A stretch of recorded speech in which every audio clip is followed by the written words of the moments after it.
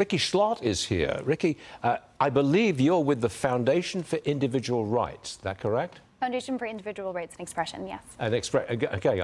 Do you agree with Jack Brewer that DEI is divisive and not uniting? I absolutely do agree that it's divisive. In fact, I also don't think it's very effective. There was a Harvard Business Review of more than 800 companies for over 30 years, and they found just about zero evidence that DEI initiatives actually helped corporate culture at all. But I'd rather watch private companies make that decision and come to that realization themselves than mandate it, and I think that a lot of them actually are. In fact, in just the last calendar year, 1 in 3 DEI roles actually had turnover. So it's fading. A singular year. Yep, absolutely. The post-2020 boom is definitely cooling. Okay. A recent poll shows only 18% of young adults are to be extremely proud to be an American. Where did that come from? Only 18% of youngsters like you. Yep. I'm part of the 18%, I promise. But 4 in 10 Gen Zers actually say that the Founding Fathers are better described as villains than heroes, which is even worse. It's shocking to me. Where's that come from? Well, we don't know anything about this country. Only 22% of current 8th graders can pass a civics test of just basic civics knowledge. So if you don't know a country, how can you love it? I do agree that it's our education system that's failing us. And also paired with the fact that we had social media, the 24/7 news cycle in our pockets, and in a country of almost 400 million people, bad things are going to happen. But when you're constantly bombarded with it while you're growing up, then you think that the country is a much worse place than it actually is.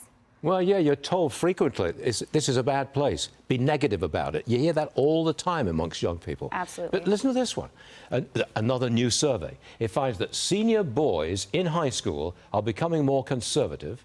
On the flip side, senior girls in high school are overwhelmingly liberal.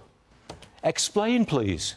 Yeah, actually, I think there's a backlash to the toxic masculinity kind of war on boys that I think a lot of Gen Z boys felt acutely themselves. Do you agree? Do you think there was a toxic war on toxic masculinity, a war on boys? I think there was a concerted girl power effort that was warranted and great, and girls were uplifted, but boys are falling behind on standardized testing, on graduation rates, on college dropout rates. They're soaring. I think that boys are struggling right now, and they're not having that similar pick-me-up. A lot of them are ending up in video games or weird crevices on the internet. Andrew Tate has become a huge influencer, and he's basically the anti-toxic masculinity war on boys guy, and so I think that there's a backlash for sure with younger men. Well, this is a wonderful thing. But I always thought that young people are inevitably liberal. They're almost always on the left-hand side of the face. I mean, that's the way life is. I was certainly on the left when I was that age. I didn't see the light for many years.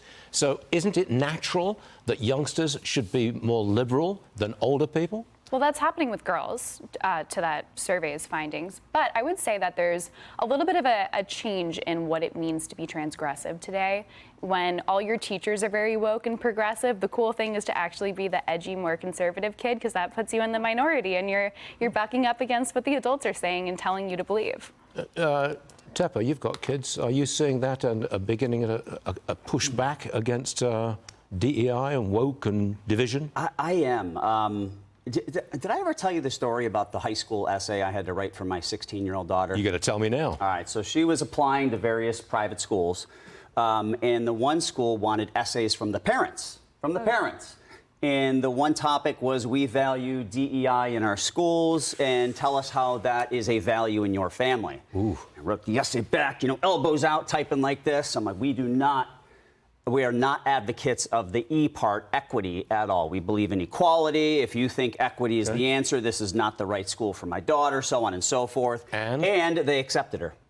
Because at the end of the day, money matters. Ooh. That's all they care about. I would take that a little bit differently. I would say, as a parent, how do you raise a boy in a changing world? Do you still open a door for a woman? Do you still pay for a date?